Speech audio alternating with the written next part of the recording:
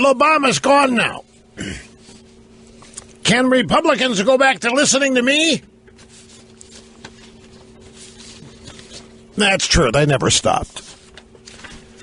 Anyway, greetings, my friends, and welcome. It's great to have you here, Rush Limbaugh, the Excellence in Broadcasting Network. We come to you from the Limbaugh Institute for Advanced Conservative Studies. Telephone number, if you want to join us, 800-282-2882, and the email address, lrushbo@eibnet.com.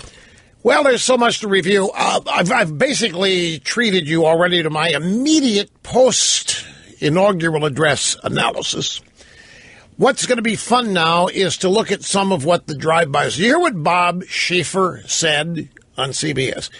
Bob Schieffer, and by the way, this is patently obvious. I mean, we were sitting here watching this during Trump's speech, and it was just crystal clear what was happening. Bob Schieffer's description. He basically took the hide off everybody on that platform.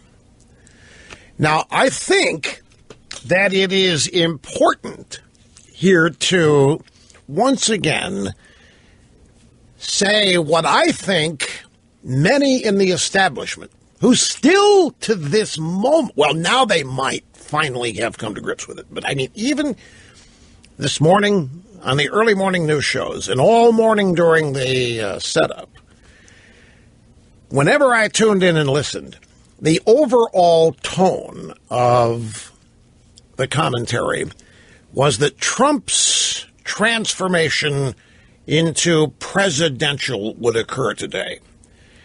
They all were of the opinion that Trump finally would reveal that he is going to become one of them today. He's going to do a standard, ordinary inaugural address that could be compared to previous inaugural addresses, and that Trump was going to basically vacate the campaign persona today, and if not become an actual practicing, functioning establishmentarian, he was going to at least make a step in that direction. And I think as they were sitting there listening to his speech, they just probably were stunned and shocked and couldn't believe what they were hearing. And I think it goes not just for the people that were up there on that stage and near the podium, but also some in the drive-by media. Because I think, folks, it can't be said enough. The people analyzing Trump, the people in the establishment, both parties and the media, they still have not come to grips with what's happened here. They haven't come to grips because they are not capable of addressing reality. Now, this is primarily the leftists. I think some Republicans, more and more of them, are on board and understand it, whether they like it or not. But the Democrats are clearly still off the reservation and don't have the slightest idea what's happened to them. And I think it's evidenced by that Politico story I mentioned yesterday. They know how bad a shape they're in, but they're not admitting to themselves yet why. They have not admitted that they were rejected, that their ideas were rejected, that Obama's agenda was repudiated. That hasn't crossed their minds.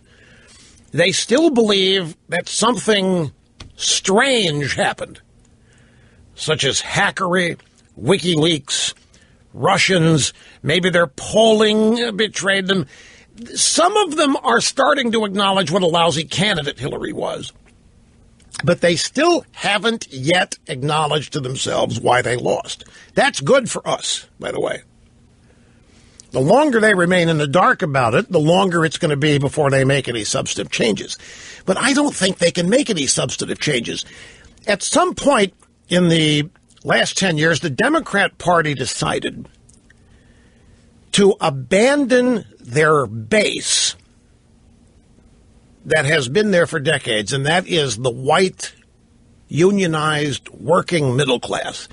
They decided to jettison that group and instead go after and pursue political victory with a coalition of oddball minority groups that were really not unified by anything other than hatred of the same thing.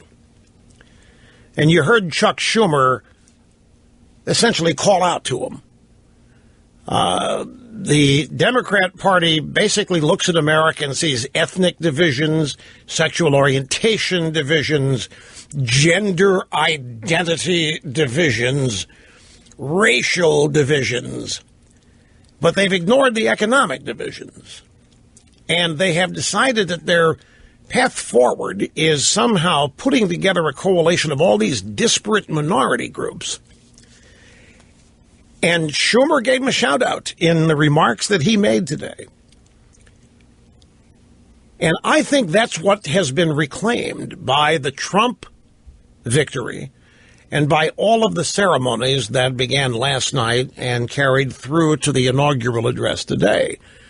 The omnipresence of God, the acknowledgement of the existence of God, the prayer after prayer after prayer, the requests of God for strength and guidance. These are things that make the Democrat Party coalition really angry and really nervous. The acknowledgement that we are one people, that we all have similar objectives and dreams, that the things that differentiate us are not that important. The way Trump addressed that was to say, whether we're black, brown, or white, we all bleed the same red blood of patriots. When America is united, America is totally unstoppable. And together, we will make America great again. Together, we will make America strong again. Those words, I guarantee you, Hollywood cringes, the American left cringes, the Democrat Party cringes. That's not their language. To them, those are fighting words.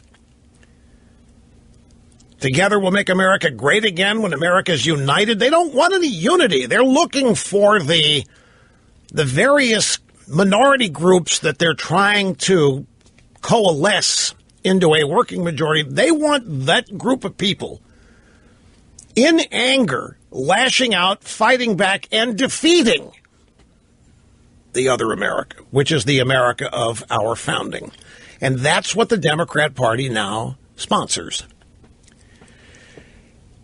And Trump just threw it right back in their face. I mean, of course, the great irony here is that while the Democrats seek the votes of all of these disparate minority groups, once they have their votes, they ignore them. Their lives never improve.